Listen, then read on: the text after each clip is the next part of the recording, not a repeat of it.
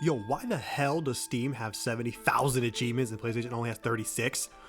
Who did this? Who did this? No, you better tell me who the fuck did this or I'm gonna... Black Myth Wukong is finally here, or has been for like 2 months, and fuck me with a giant monkey staff. This game was amazing and the game of the year for sure, at least for me. I don't know what's going on with those non-Japanese Eastern devs over there, but they have been spoiling us. We got Stellar Blade back in April. We had First Ascendant to a bit of a lesser extent. And now we have this wonderful title. And for my money, this was my favorite platinum of the entire year. And I encourage people who like these kinds of games to go out and get it when you're able. This game's platinum is basically having you do one thing: get everything. Everything? Everything. All of the things you do in this game will be contributing to what is essentially 100%ing this game, and it will require you to search through every nook and cranny in each of the 6 chapters this game has to offer. For anybody that happened to have watched my video covering the platinum for Stellar Blade, I mentioned a couple of times that it reminded me of old school God of War in the exploration and discovery that the game provided.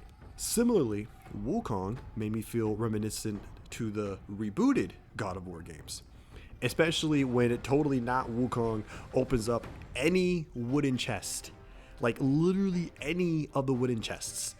The way the camera cuts, it just feels like it was ripped straight out of the depths of Kratos' biceps. Anyway, as with every game ever, we start with a little tutorial playing as the real Wukong fighting against arch nemesis Erland. This tutorial is really just getting you used to what the buttons do and a few of the spells that you'll get access to later on in the game. Just for now, have fun beating the shit out of Erland. I wonder if it'll be this easy when I fight later in the game. Spoiler, he will not. I quickly finish the tutorial, watch Wukong get a headache and die, and then listen to an old man monkey tell me some wise words. After all this is done, I get my first trophy. Home is behind. Chapter 1 is titled Black Cloud, Red Fire, and this is where we begin the game properly. As I mentioned at the start, you will be running around picking up every plant, farming enemies for curios or armor pieces, and fighting bosses. However, a lot of stuff would be redundant to show in this video, so I will be skipping a lot of it, especially the bosses.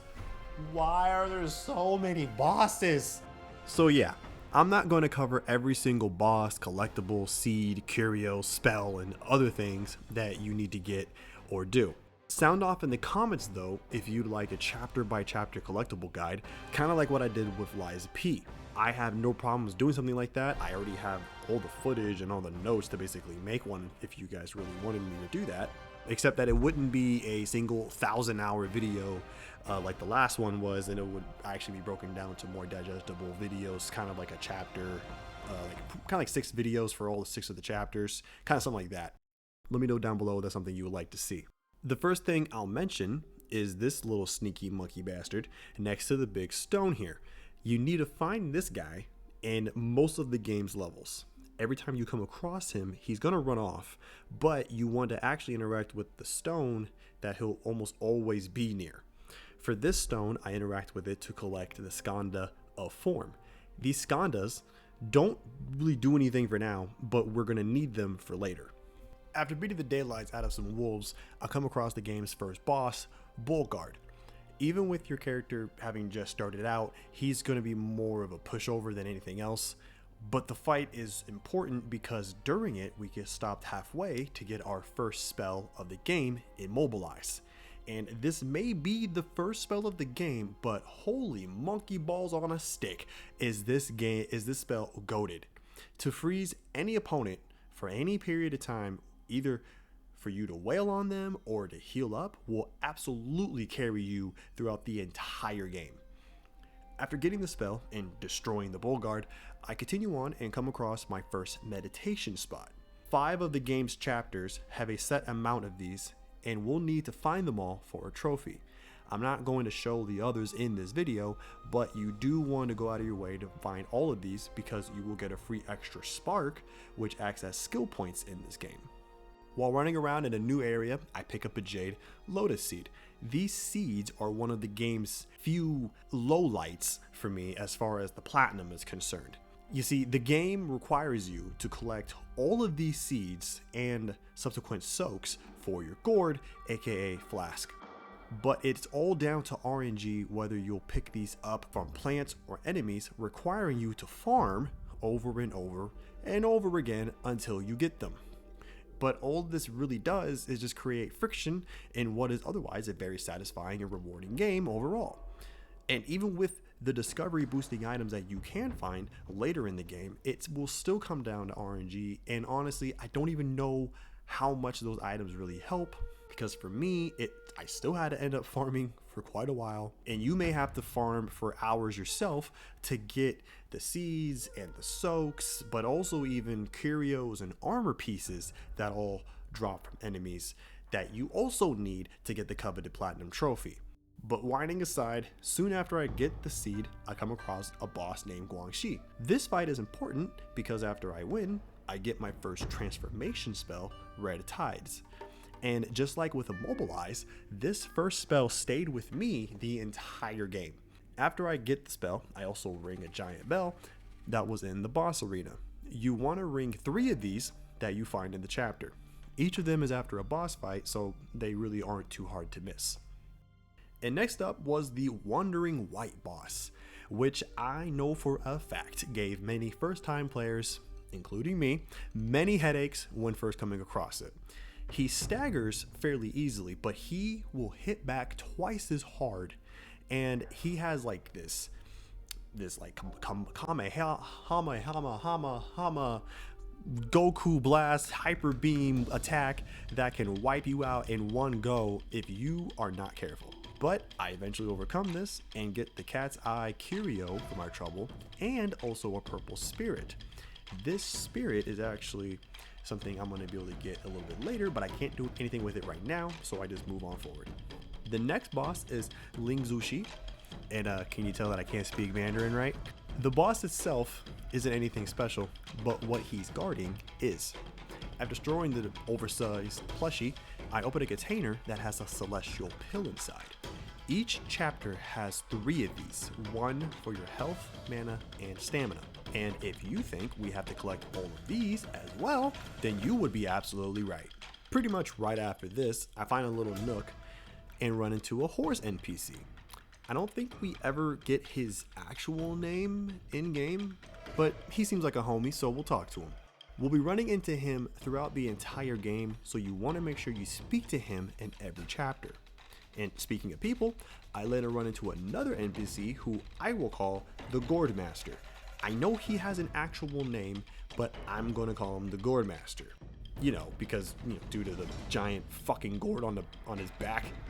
By speaking to Mr. Gourd Master, I am now able to absorb spirits that I find along my journey. For the green spirits, absorbing these will refill my gourd by at least 1 use, and sometimes even 2 or 3.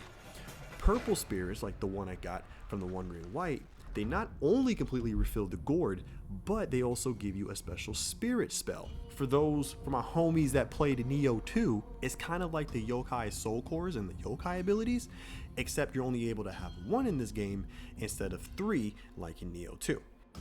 And so to get the Wandering White spirit, I just go back to the shrine that I passed and call it to me, and boom, I now have one of the best spirits in the entire game. I don't know what it is with this game giving you some of the best abilities at the start, but I am not complaining. With my spirit in hand, I continue the path and soon run into a giant frog boss.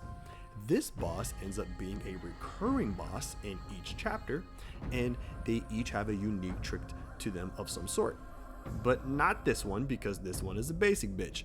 So I just slapped it a bit with my giant stick and it went down in no time. But you want to make sure that you find each of these frog bosses in every chapter and defeat them so that you can get another trophy towards the end of the game.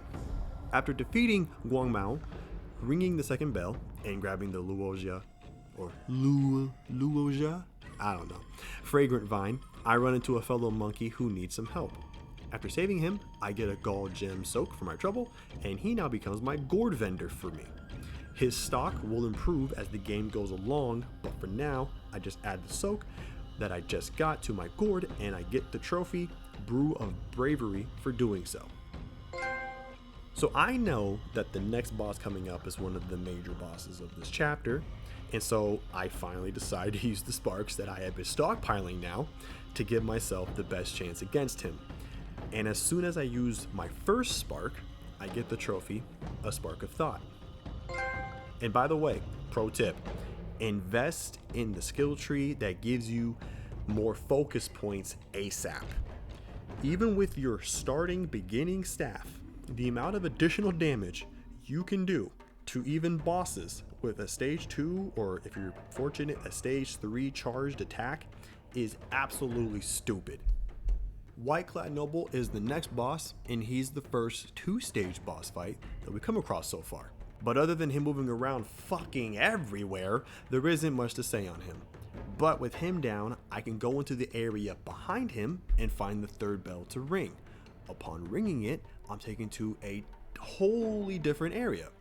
This is the chapter's secret area, and most of the chapters, if not all of the game's chapters, except for chapter 6, has one. In this secret area, I make sure to pick up the Guan Yin's prayer beads, armor piece, and then start the fight against Elder Jinchi. With him being basically just a glorified wandering wight, I don't take very long to overcome him, and after I do, I get my next trophy, Temple of Taint. You could have chosen a better name than that one, guys. After defeating him, I get immediately transported back to the main part of the level, and I can now interact with the wolf that's hung up on a tree. Doing this gets me the fireproof mantle vessel. These vessels all have special properties, and they can even nullify certain phases in specific boss fights. And yes, we have to collect all of these as well. After I fight the Black Wind King and get the Cloud Step spell, I run into the first example of what I would call like a common enemy spirit. Most of the enemies you fight in this game will have a spirit variant that you can fight, and when you do, you basically just get their spirit as like a spirit spell. They're all just more tankier versions of their regular counterparts. They don't have any extra moves, any like special like attacks or whatever. They just got more health. So it's just basically a matter of just hitting them more. And with all of that, we're now at the final boss of the chapter, Black Bear Guai. The first phase of this fight isn't really too bad and fairly simple, but things pick up when he enters the second phase and decides to burn the entire area like a heat wave hitting the United Kingdom. But however, because I had the vessel from the secret area, I just activate it here and take no fire damage for a good while, which definitely helps my longevity in the fight. After some time smacking that big black bear, I defeat him and get the trophy Blazing Black Wind. But honestly, the real reward are these end chapter cutscenes. After the in-game cinematic plays out, we get treated to these animated mini movies which give more backstory on the overall story of Journey to the West.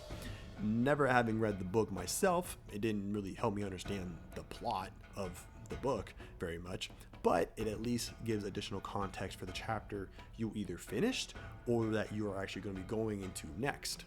But none of that shit really matters when they're just so freaking good. I mean, it's just sublime. I mean, just that animation, that artwork, that music, that impending doom. After being mesmerized by this game for a little while, the next chapter, Yellow Sand, Desolate Dusk, begins, and we get greeted to two very striking figures. The first is a very headless man doing a little noodle doodle on the sitar, maybe? And the next is our fake Wukong boy, presumably near death with like a million arrows in him. Bro, you just got done taking down Smokey the fucking bear that can phase in and out of existence, and you're telling me that a few arrows ended up killing you? Really? Come on, man, walk it off, pussy. Oh, hold up. The Headless Shredder has come to save the day and uses the power of Far Eastern rock and roll to revive our monkey man so we can actually start the chapter. Soon after reviving, we take out those bastard archers that are going to be the bane of my existence for a little while and find a new drink type, the Lambrou drink. At shrines, we can change what kind of drink is in our gourd, and they each have different properties with pros and cons to each of them. Soon after this, I run into the next frog boss, and this one has electricity to deal with. And thank goodness this one is early on in the game, because I will come to find out that electricity is the worst bane to have in this game by far. This frog boss is also important because it drops a medicine that this NPC named Shoe Dog is after. I got the medicine before speaking to him initially, but he still takes it from me nonetheless, thanks me, and then gives me my first formula to make evil repelling medicament. I don't know which one is the right one. And then he takes off. Alright then. In the nearby village, I find a man in a house that I can talk to. The whole thing surrounding this guy is very weird. He is and also isn't part of a quest line in chapter 3 that gets you a transformation spell. But depending on when you talk to this guy can change on how you actually get that spell. The spell itself is related to the guy who actually gives you the side quests for it. It isn't this guy in the house, but it isn't actually the spell you get from the quest giver, but like you still need to talk to him as well. Like, it's very convoluted, but I will explain more when we get to chapter 3. But for now, I can speak to Mr. Houseman and exhaust all of his dialogue. After speaking to the horse homie in the village, I get to the chapter's first major boss fight, King of Flowing Sands, and the second Rat Prince. Even though 2 health bars are present, it is only the Rat Prince that actually matters, as defeating him will end the fight. Which makes sense because he's the one smacking you in the face. However, this fight contains a hidden spirit that you can only get by killing the king first. This will lead to the tougher fight against the Rat Prince, but if you succeed, you'll get the Rat Prince spirit. However, on this playthrough, I did not do this, so I will have to get it on New Game Plus. By killing the prince first, the king scurries off to try and sick his firstborn on me, but joke's on him, his firstborn is a psychopath and ends up eating him instead. The first Rat Prince is very much easier than the second one, so he goes down in no time, and I get the R-Hat gold piece, which I will be needing later. Before moving on, I open a hole in this cliff face to create a hidden area. Going through here allows me to pick up the loong scales, and I do not know if that's how you say it. I don't think it's called long, so I think it's loong. I'm gonna be saying loong the rest of the video, so if it's wrong, I'm sorry. These are needed to access a hidden boss fight in chapter 1 and start an almost game-spanning saga of hidden boss fights, which culminates in one of the hardest bosses in the game. I grab the scales, get to the crouching temple tiger, and then transport back to where I fought the second Rat Prince to begin going down the opposite path. One of the first things I come across on this new path is an item called Buddha's Eyeball. Gross. There's 6 of these, and I need to make sure I find them all. Luckily, they are all located in this eastern part of the level, and they really aren't all that hidden. Shortly after picking up the 6th Buddha's Eyeball, still gross, I find a Warhog dude chilling by himself. But he seems to be drunk out of his mind, so I will leave to go find him a sobering stone that he wants. With all of this done, I go back to the Tiger Temple and begin the fight against the Tiger Vanguard. I know this guy is a major roadblock for a lot of players, including myself. I remember the first time fighting him, and I struggled quite a bit. He is definitely the game's first real major skill check for the game. But if you allocate your sparks wisely and have a decent staff and some good armor, you can do some really good damage, as well as tank his hits better. And if you do have that second or third stage charge heavy, that will also greatly help you in the fight. After defeating him, I get the rock solid spell from the headless headbanger. Wait, hold on a second. How does that even make sense? I also get the keenness of tiger item, but can't do anything with it yet. I then get the sobering stone, fight some flying squirrels, and then fight a boss named Tiger's Acolyte. I can't speak for everyone, but for me, This guy was a complete pushover, and I took him out in like less than a minute. But despite how forgettable he was, what shouldn't be overlooked is the old rattle drum item you get afterwards. This item is needed for accessing a secret boss in this chapter and getting a missable spirit. There are 3 areas you need to use the drum in, but the last one will not be available until you find the first 2. I then go to the Warhog and give him the Sobering Stone to have him finally act decently, and exhaust his dialogue so that he'll go to the Tiger Temple next. Before I go meet him, I need to take on the Stone Vanguard. And I don't know why, but this thing was like my arch nemesis when I first fought it. I think that was just a me thing though, because I've seen other players go against him and they like take him down relatively quickly, but I don't know, he just has my number for some very weird reason. But we aren't done with the rock based bosses yet though, because as I begin the fight with the Shiganding boss next. To activate this fight, we have to interact with the not suspicious at all giant stone in the same area as the Stone Vanguard. Here we give it all of the Buddha's eyeballs we found, and that'll activate the encounter. I found this fight a bit easier of the 2 stone based bosses, and after defeating both of them, we end up with the sternness of stone and skanda of feeling items. With both the sternness and keenness items in our possession, they now act as an unlocking mechanism that allows me to open a few pathways like the one that was in the second Rat Prince area. And for now, I just continue the path that I'm on currently, go down a giant sand slide and find Johnny B. Headless waiting for us. He's here to give us the Pluck of Many spell, which many consider to be the most broken spell of the game, as it allows you to create duplicates of yourself.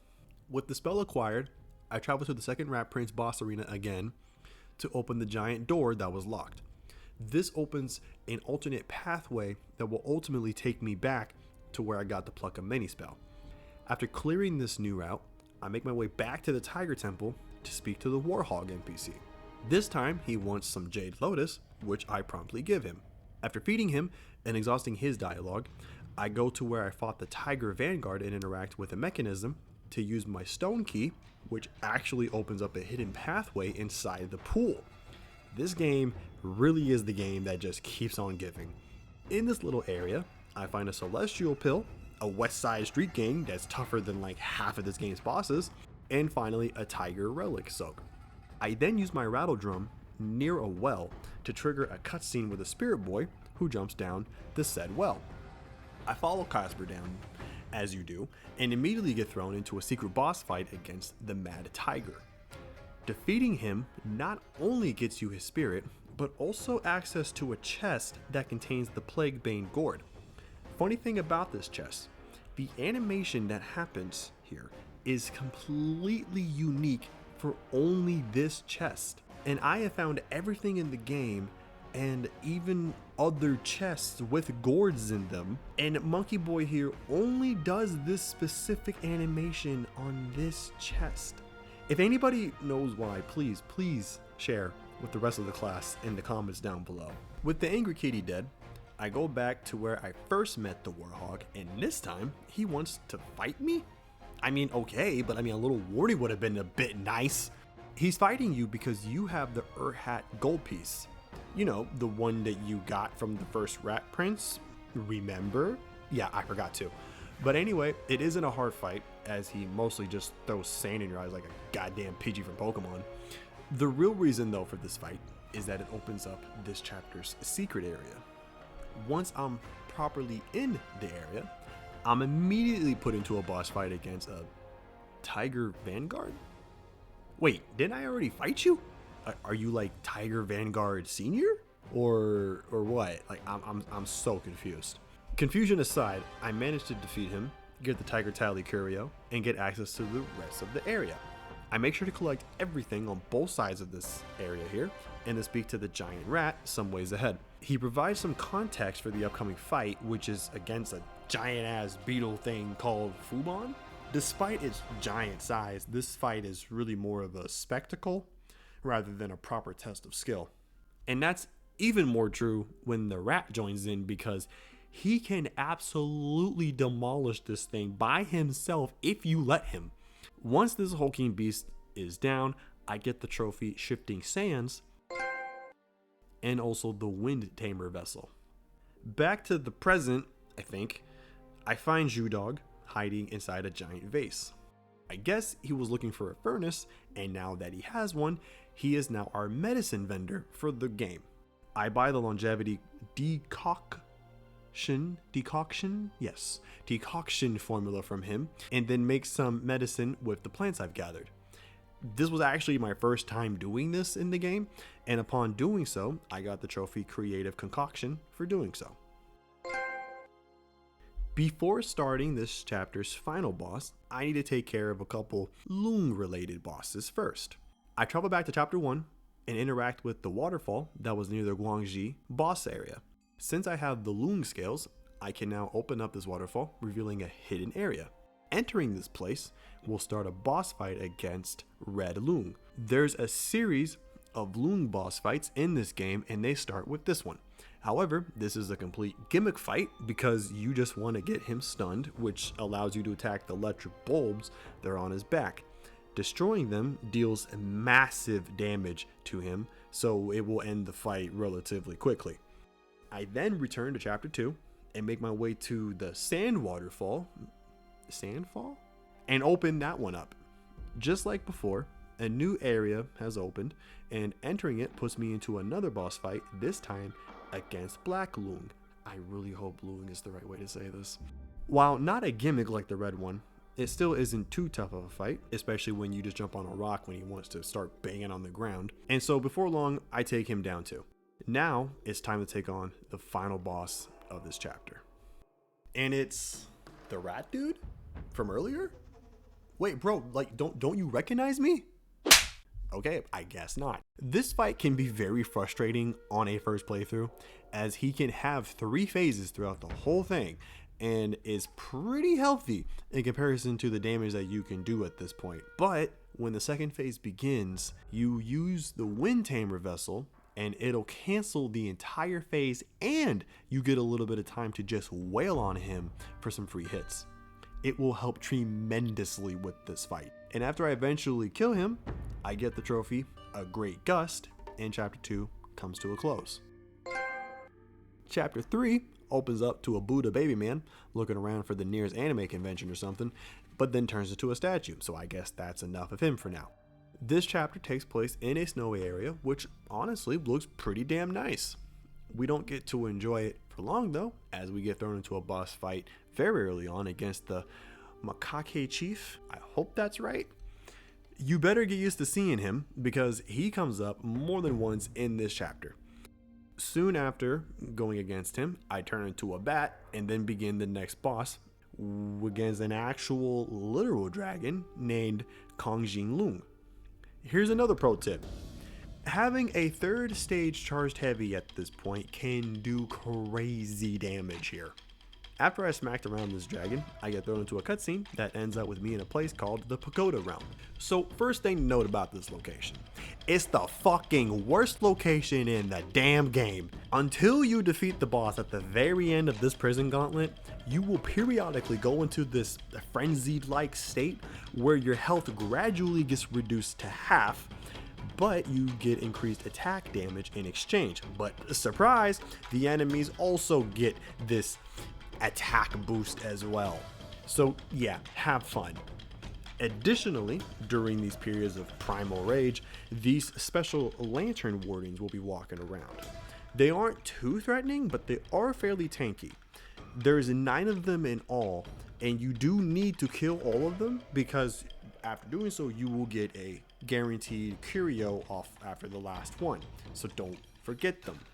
I hate this place, as I believe most people do who have played this game, and I want to talk about it as little as possible. So here's the major highlights.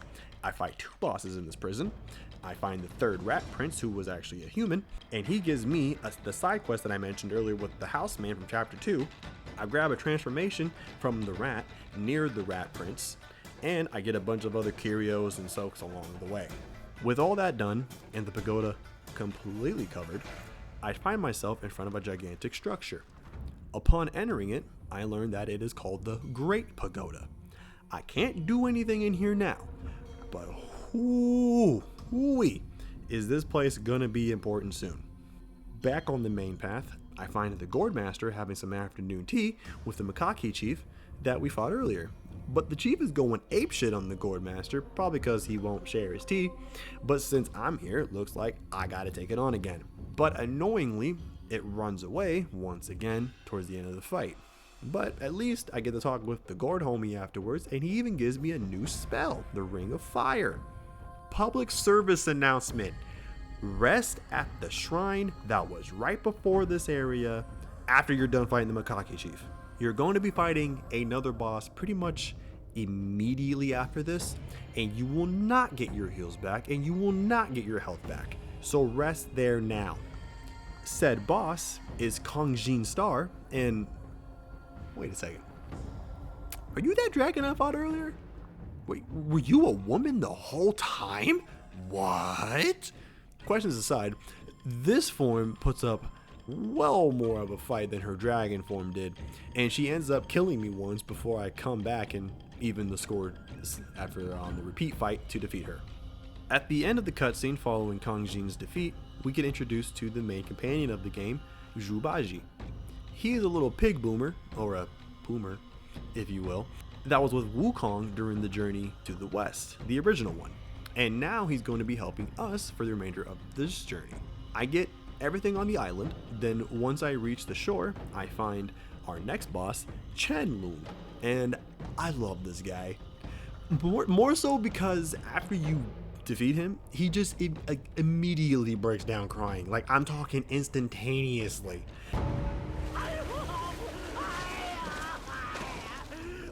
And I'm just all here for it.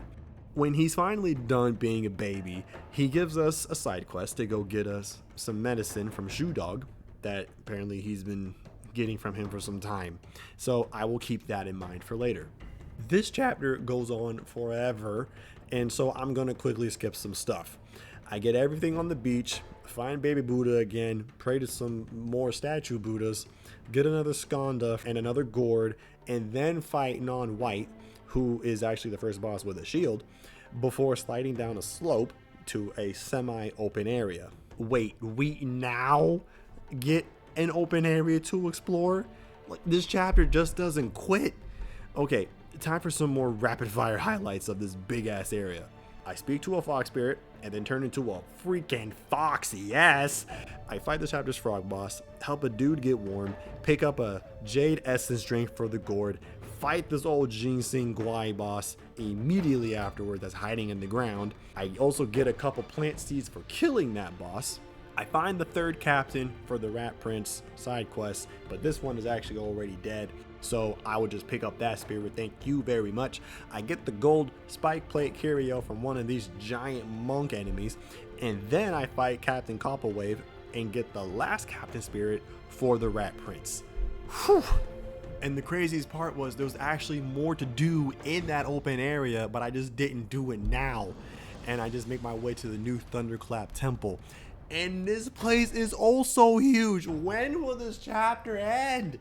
I can't go into detail on everything here either, but there's two very important things that take place across the temple grounds. First, I speak to the horse NPC here. After exhausting his dialogue, I get the Trailblazer's Gourd from him, as well as a formula from the container behind me a little way back. Second, I make sure to turn into a fox again, and I approach this new boss called Non-Void. The fox spirit is specifically looking for this guy as he killed her many years ago due to a nightmare he had of her. So now it's his turn to die. This is kind of an epilogue to the story that was shown in the animated cutscene that preceded this chapter, so it's kind of nice to see a little proper resolution in this game for once. I stop when I get to the last shrine of this chapter because there's a lot of stuff that I need to go take care of before concluding this chapter. I go back to the open forest area to get the Snow Fox Brush Curio for completing that side quest. I then go to the lower part of this open area and quickly run into a boss named Non-Able, which is absolute bullshit because he is very, very able. This dude hits like a goddamn 16-wheeler on cocaine. Why is he so strong? At the very bottom of this area, I fight a boss named Green Capped Martialist, which only shows up after helping the treasure hunter NPC a couple times.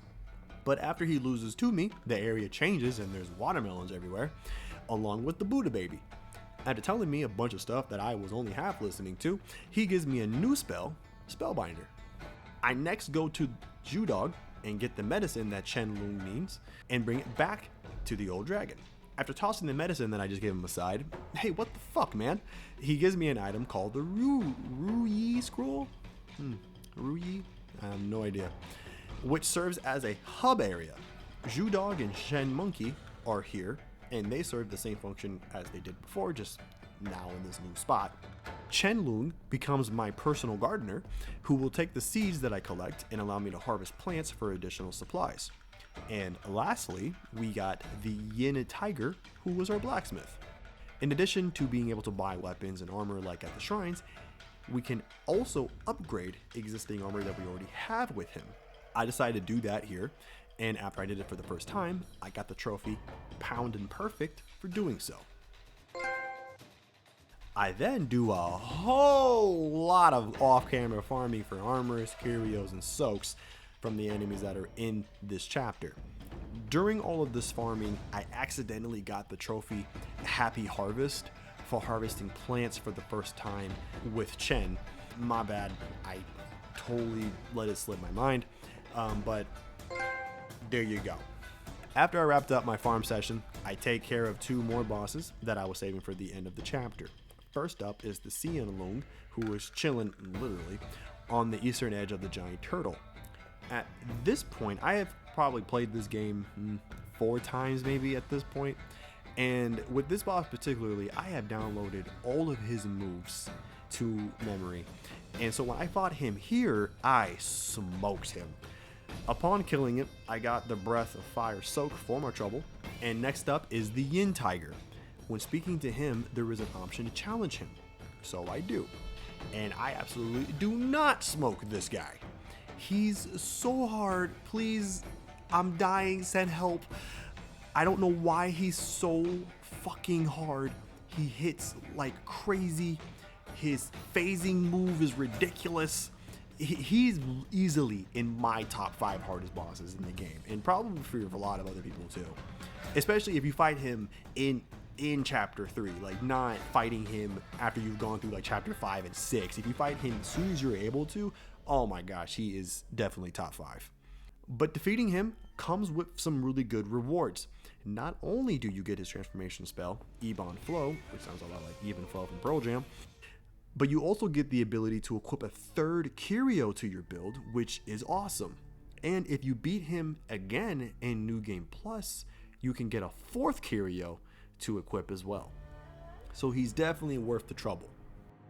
With these 2 beasts down, it's time to finally take on Chapter 3's boss, Yellowbrow. This fight is broken up into 3 different fights. The first one is super easy. Your attacks do hella good damage, and his attacks aren't really all that imposing and kind of slow, so they're pretty easy to dodge. But after the first health bar is down, the audio gets out of sync, and you get sucked into his sack. Inside, we fight the Makaki Chief for the final time. When I win, I get dealt an Uno wild card, and I become the chief for a little while. And I get to blast these clay Buddhas everywhere. This is way more satisfying than it probably should be. At the end of this little section, we fight Yellowbrow again one last time. The main problem in this fight is that he periodically turns into solid gold, and your attacks will basically bounce right off of him. Well, I mean, your light attacks will, that is. The key to this is to just do charged heavies on him. For me, I had 3rd stage heavies unlocked with 3 focus points, and if I was able to get a 3rd stage heavy on him, it would completely knock him out of his golden state right away. And even if you have to settle for some 2nd stage ones, you only need to do it like 2 times at most, and that will also completely break him out of his golden setting, whatever. And once you know this, it actually makes the fight much easier to handle. And after defeating him, I got the trophy Nifty Nonsense, and I get the usual end chapter cutscenes. After they wrapped up, the chapter concluded, and chapter 4, Rosy Cheeks, Gray Hair began. The chapter starts off with us being stowaways for some reason, beating up the dudes who were carrying us, and then seeing a little lady sitting on top of the ceiling. Well, okay, off to a great start. After getting past the village, I start the first main boss fight of the chapter, the second sister, who just so happens to be a giant ass spider. And here I thought I'd be done with spiders after Dark Souls 2. It actually isn't a bad fight, all things considered. With the Emerald Spider defeated, she sends Baji a little farewell kiss before dipping out, which only serves to enrage the little bacon bit, so he goes off into a frenzy after her.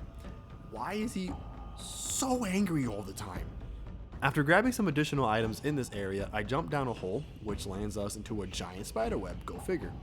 However, even though our boy can't get free, and the second sister is literally coming right at us, we wake up unharmed inside of a cave. What? Why? Like, seriously, why? I still don't know. I don't think there was a proper explanation given at all for why we weren't just murdered right there on the spot, but whatever. Their loss is my gain, I suppose. I make my way to the next shrine, but before moving forward, I actually travel back to the shrine before the second sister fight. It's super overlooked, but if you travel back there, there's a spirit enemy just walking about. And since you have literally no reason to come back here, otherwise it's a very easily missed spirit. Now, due to the utter size of this giant cave, or hollow, as some characters call it, it can be easy to get lost while you're here. And it can be even easier to lose track of all the things you have to collect. While gathering collectibles and fighting bosses, I ran into the same woman from the rooftop earlier. I get an armor worm item from one of the bosses, run into the same woman again before removing a talisman for some reason, beat up a big centipede, freed the horse NPC inside of a cocoon, and then fought a right hand of Buddha himself. With the armor worm, I give it to Loong because that will allow me to feed it rice cocoons that I've been finding in the hollow, which will eventually let me to get its spirit. And with those talismans, there's 4 throughout the chapter that need to be removed. And one of the bosses I fought was the Venom Taoist, and he's extremely important here because you have to knock off 4 of its back arms before the fight ends to get a missable armor piece. After the fight with Buddha's right hand, that same spider lady shows up once more to help me. You know, we really gotta stop meeting like this. You know, people might start talking.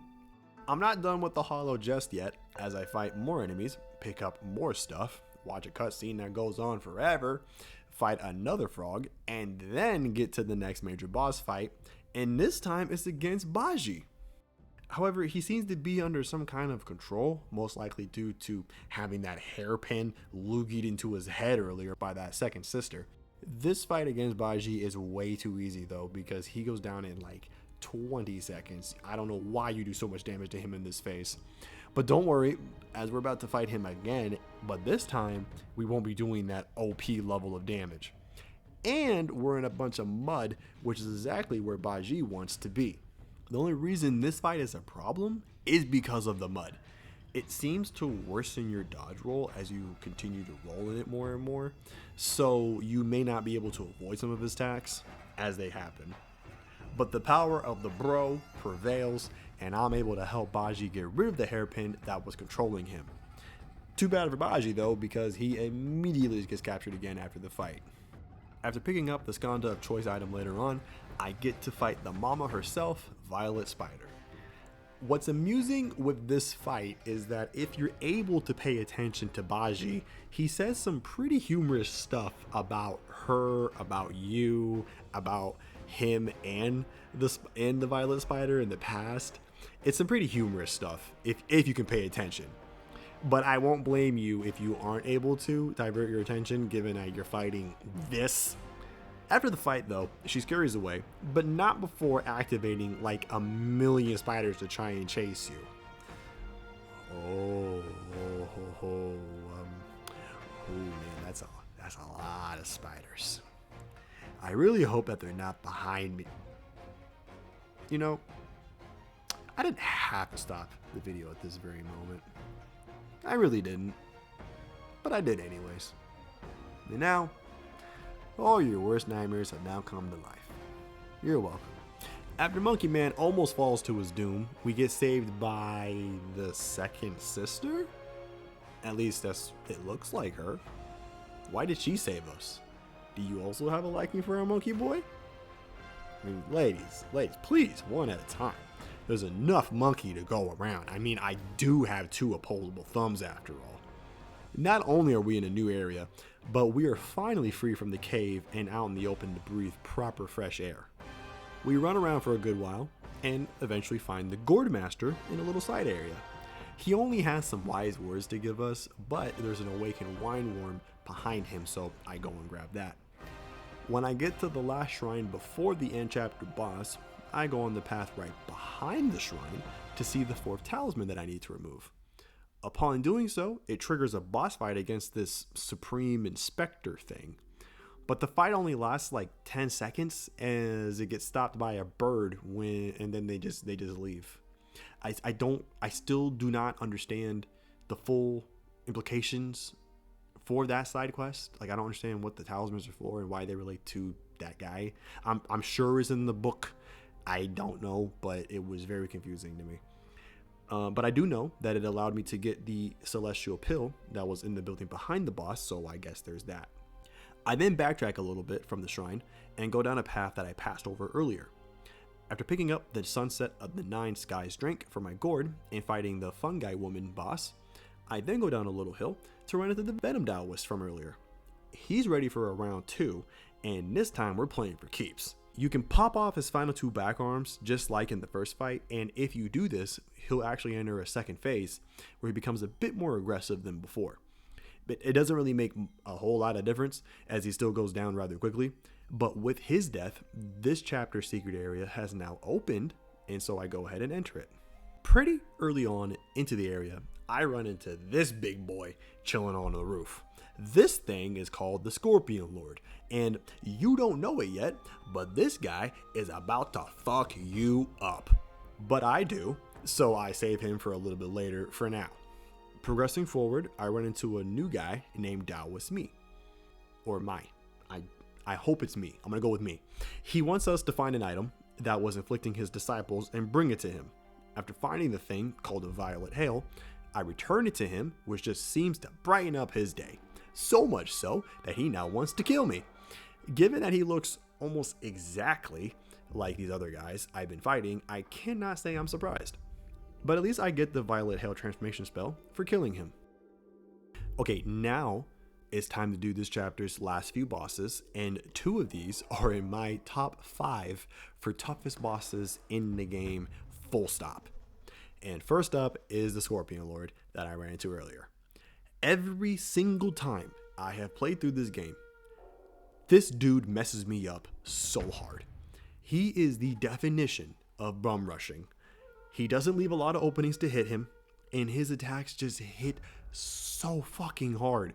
They hit so hard that the poison infliction that he gives you hardly even matters, because you'll usually just die from the sheer force of his moves rather than the poison. I usually have to get a bit lucky with my perfect dodges to avoid taking too much damage from him so that I can actually defeat him. I do eventually take him down, and I get the stained jade gourd as a reward. And next is the secret area's final boss, the Dusk Veil. But after the shit I just went through, this thing is nothing by comparison. After finishing the first phase, it summons the power of Bloodborne before starting the second phase. But it didn't seem too different to me from the first, except for like a couple extra moves. And once it's dead, I get the trophy, the Cockerel Crowed. There we go, that's better. And also the Weaver's Needle Vessel. And now it's time to fight Yellow Loong. You ever have that boss in a game that you just dread having to fight, even like on like repeat playthroughs? Like, you know what's coming, and you know you're gonna have to fight him. And even if you are familiar with his attacks or like their patterns or whatever, you still just like are just dreading every time you know you have to fight this boss. That's what Yellow Loong is to me. He is the last of the Loong brothers, and he is just so much harder than the others. Like the difficulty from cyan to yellow is just it's ridiculous. This is a very tough fight through and through, and you are going to die a decent amount of times to him for sure, especially on your first playthrough. All I can say is just take it slow, try to memorize attack combos, and be ready for him to extend on those combos when he gets to lower and lower bits of health. But with determination and perseverance, he can be defeated. And after I finally won, I got another trophy, Sire and Sons, for doing so, along with the Golden Lining transformation spell. With all these guys finished, it's time to fight the chapter end boss. This fight is actually really cool because after the cutscene ends, you're actually joining in on a fight between the 100-eyed Taoist master and all of the Spider Sisters. He doesn't even intentionally attack you for a while at first because he has a bunch of scripted events with the sisters to make them all go away before he focuses on you.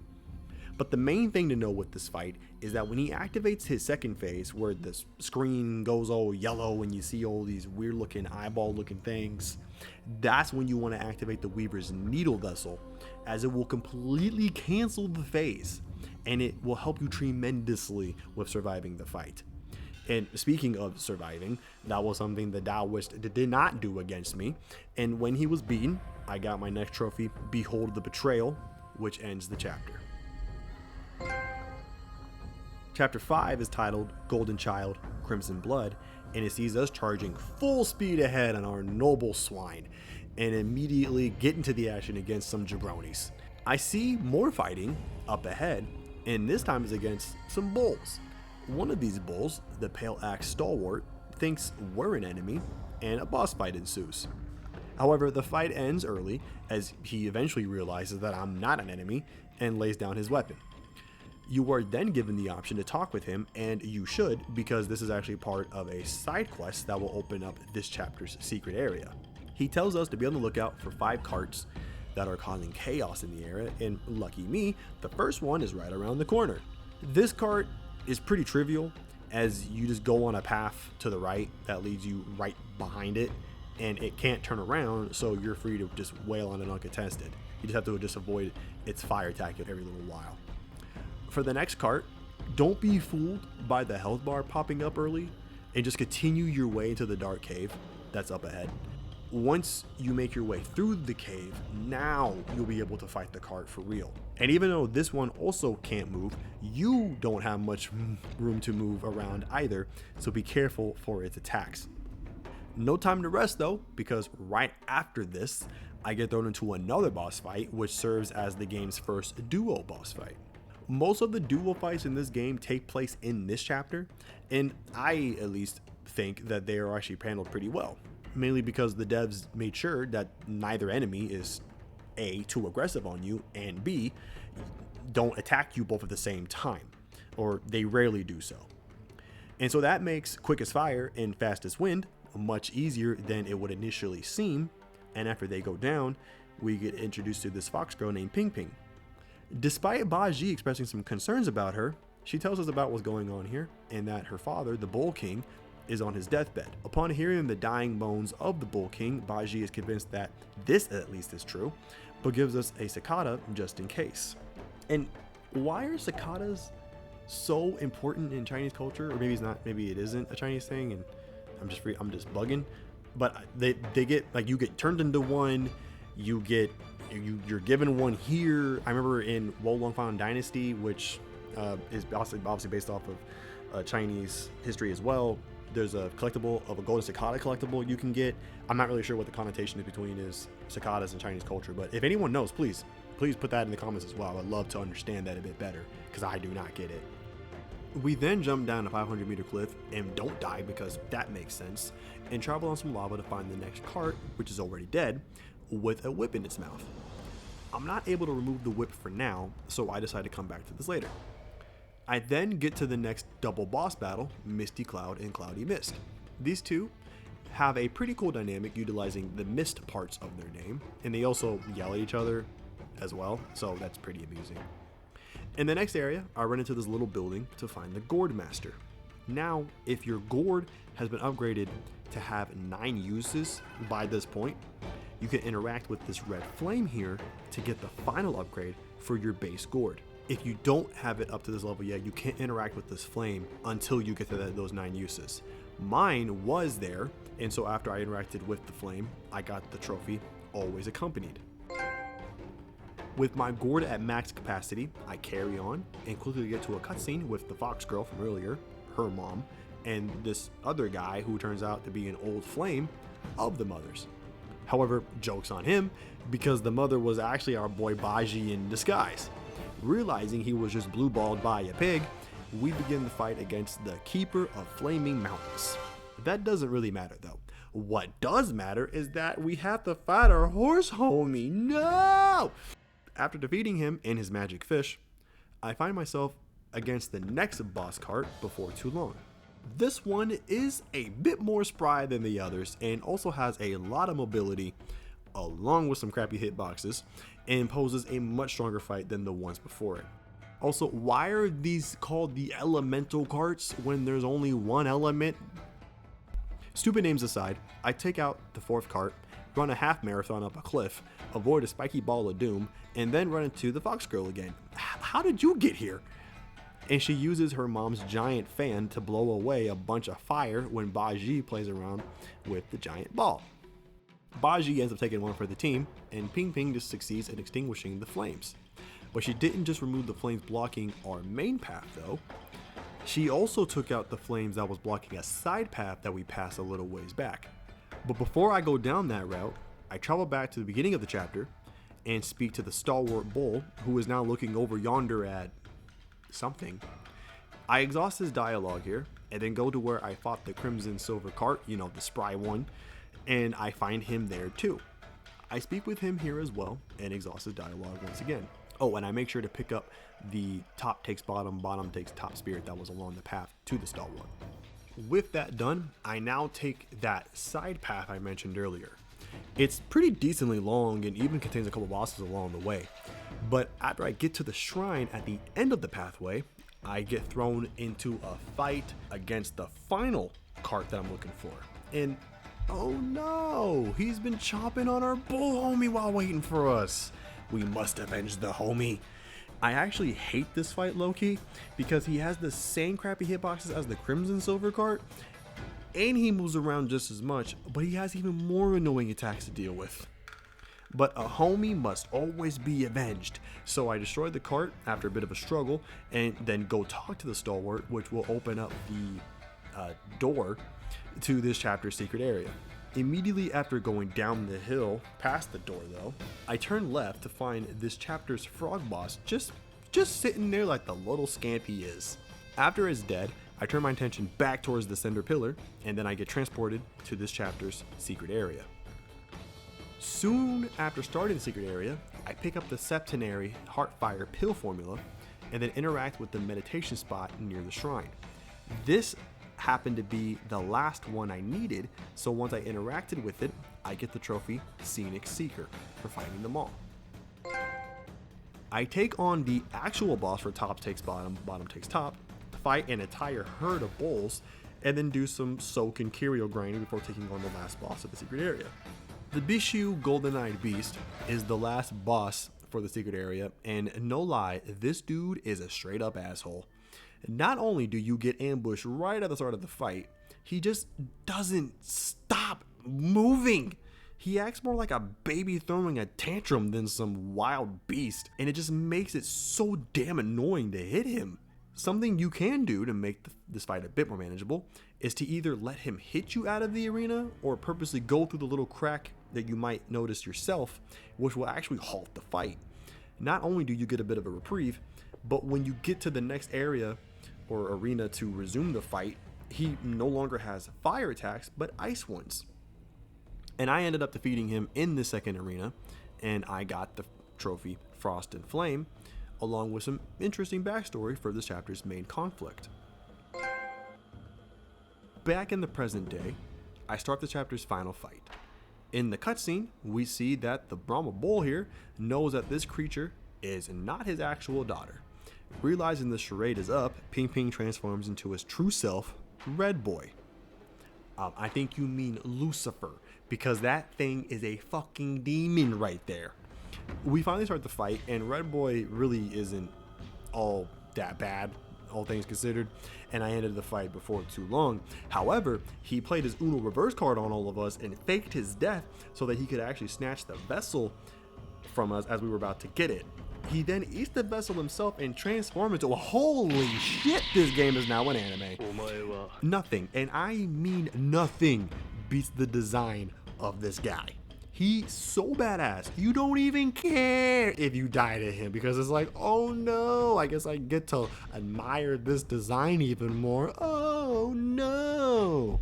Well, once I was done admiring the Yaksha King in all of his glory, I eventually took him out and got the Flaming Fury trophy for completing the chapter. We get the usual end chapter cutscenes, and all I can say is we all need a bro like the Bull King, man. After the cutscenes ended, I got another trophy, treasure trove, for obtaining all 4 vessels in the game, and with that, chapter 6, unfinished, begins. As soon as the chapter starts, I remembered that I forgot something back in chapter 5. So after I lay waste to these celestial court bums, I make my way back to the dead elemental cart that I found in chapter 5. Now that all 5 have been dealt with, I can grab the whip that was in this cart's mouth. Sadly, this is the whip from our horse NPC friend, but with his whip, we get the trophy Urge Unfulfilled as well as the transformation spell Dark Thunder. I then speak with Chen Loong. Now, during my time in chapter 5, there was another trophy that I missed recording. It was Seeds to Sow, which you get for collecting all of the plant seeds. Funny how both trophies that I missed were plant seed related.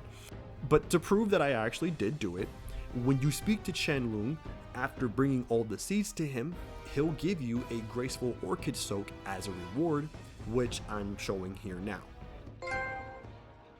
With that all done, I go back to chapter 6 and move on to start a boss fight against the Supreme Inspector. This was the same guy that we had that 1-minute scuffle with back in chapter 4, but this time it's the real deal. And another pro tip at you guys, when he creates the giant ring of fire in the second phase, use the plantain fan to cancel the phase entirely. After we beat it and somehow destroy this thing's neck, we get saved by the Somerset Cloud, or the Nimbus for you Dragon Ball nerds. This actually serves as the next spell we get, but we can use it much more liberally as it will serve as our main form of transportation for this chapter. And speaking of this chapter, am I the only one who's disappointed with this chapter? Like, the only thing, and I mean literally, the only thing you do in this chapter is fight bosses. And I know this game has been pegged from day one as a boss rush of sorts, but like, that is actually what this chapter is. It is actually just a boss rush. And your enjoyment of this chapter really hinges on whether you enjoy that genre of game. And after playing this chapter, I have found out that I do not like this style of game. I need something in between boss fights, even if the something only lasts for a couple minutes and only has you just picking up a couple things or fighting a couple extra regular enemies. I need something in between, some kind of a buffer, but just constantly fighting boss after boss after boss was something I actually did not enjoy, especially in a giant ass area that chapter 6 is. It just feels a bit pointless. It kind of reminds me of Dark Souls 1 endgame. Like, I'm not saying that it was that they were like, you know, out of budget or whatever like Dark Souls 1 was, but it just feels, I don't know, it felt lazy. Like, if you're going to be a boss rush, then make it linear. Don't make me have to run around and find them all. It just makes no sense, but whatever. Moving on. For trophies, at the bare minimum, you have to fight the gold armored rhino, cloud treading deer, emerald armed mantis, and survive the fang-tailed general stamina/fire trials to get Wukong's armor set. You also have to fight Xiao Lung and the final boss frog for the curios they drop. After I had killed the frog boss, I got the trophies The Clamor of Frogs for killing all 6 of the game's bosses, and a Curious Collection for obtaining all of the game's curios, since that was the last one I needed. And then lastly, you have to defeat the giant Shigandong. Hope that was right. This is more of a puzzle fight that reminded me of one of the bosses from Neo 2, the Daidara Boshi fight. Kind of reminded me of that a bit. Defeating it will get you the Skanda of Consciousness, which is the last one that we need. And so now before I move on, I want to show you trophy hunters and completionists out there, something that can be pretty overlooked and something that's actually needed, I believe, for the armor trophy. So even though I got all the pieces to Wukong's armor set, apparently this isn't actually the real thing. For his true set, you want to travel to where you started the chapter and then fly up to the platform above it. You'll find a chest here, and that will contain the exact same Wukong set. But this one is a common rarity, and it has an entirely different set bonus. But the bonus at first glance doesn't really seem all that great, and it seems like something that's only really good until you beat this game like 3 or 4 times, because it hinges on how many of the sparks that you've unlocked. But if anyone believes that there's something I'm missing, please put in the comments below if I am misunderstanding. I would love to try to use it, but it just doesn't seem like it's worth it. So please let me know if there's anything, let me know the secret strats to this set if you know any. With all of the regular Wukong armor pieces acquired, I make my way to this hidden cave and meet Baji, where he starts reminiscing on the old days. When he's finally done, I go to grab the last piece of Wukong set, his actual staff. And then after a crazy intense struggle, our monkey boy succeeds, and when the cutscene wraps up, I get the weapon and also the trophy, Guardian of Gear. And oh boy, are we about to have some fun for the next few minutes. On our way to presumably do the last bosses of the chapter, and the game for that matter, we have to fight all these celestial goons again. But now that we have Wukong's entire set equipped, they just don't even stand a chance. So enjoy unleashing hellfire and destruction for like the next 5 minutes.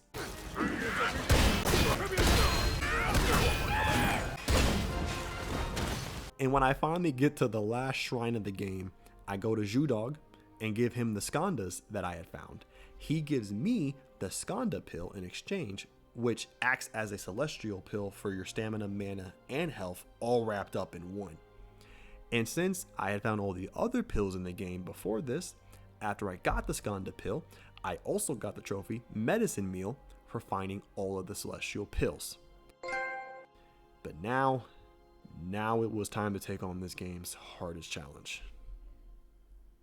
Do you remember the Great Pagoda in Chapter 3? Now that I've completed all the other chapter secret areas, I can now come back here. The baby Buddha is now here and opens up the mural for me to enter this final secret area of the game. And this place is home to none other than Erland Shen himself. If this is the first time you are fighting him, then be prepared, because all of your life's worst fears and nightmares are about to begin. Hell, this was my second time fighting him when I was doing a recording, and I was still scared for my life. The entire, how should I put it, ordeal consists of 3 separate fights, but it is this first fight that you have to worry about. This first fight is broken up into 3 phases, and this is the one that actually matters, because this is the one that will break you. Erlang will command respect from you, and he will get it. If you aren't upgraded enough, he will 2-shot you, or even 1-shot you easily. He has like a million different attacks, which makes him hard to download to memory. He deals lightning damage, because of course he fucking does. And he has an answer to almost every transformation that you try to do, except I think for like one, it was the stone one. That seems to be the one that works, but every other one, he has an answer to you.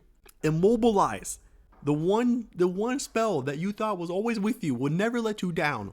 It will stop working after his first phase of the fight, and he'll even break out of it and do it back at you. Some of his attacks have almost bullshit levels of timing required to even normal dodge, let alone perfect dodge. And he's just generally a tanky dude.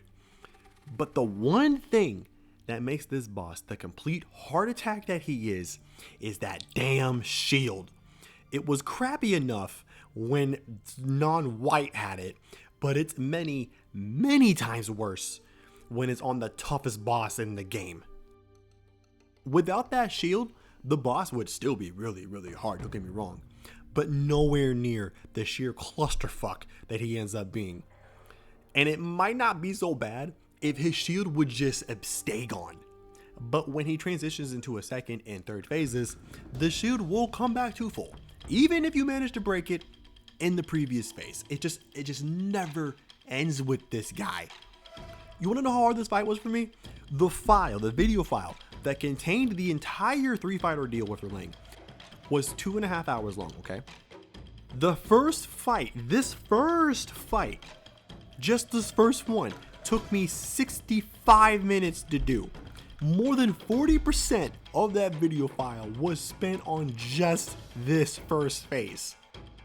When I finally won and gave myself emergency resuscitation, I opened my eyes to see Erland giving our new Wukong a cheap shot in the air, and they end up crashing down to the earth below. But then everything starts shaking and what? Why are they kaijus?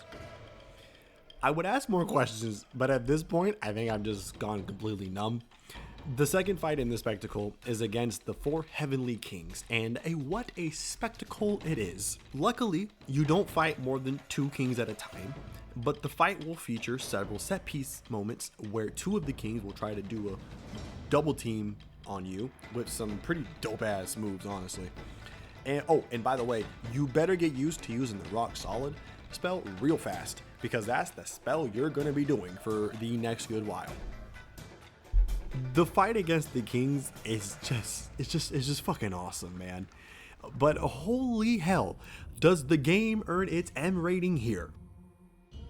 When the cumulative shared health bar that they have gets down to about a quarter or so, the monkey kaiju here will start taking out the kings one by one, and these are straight up executions.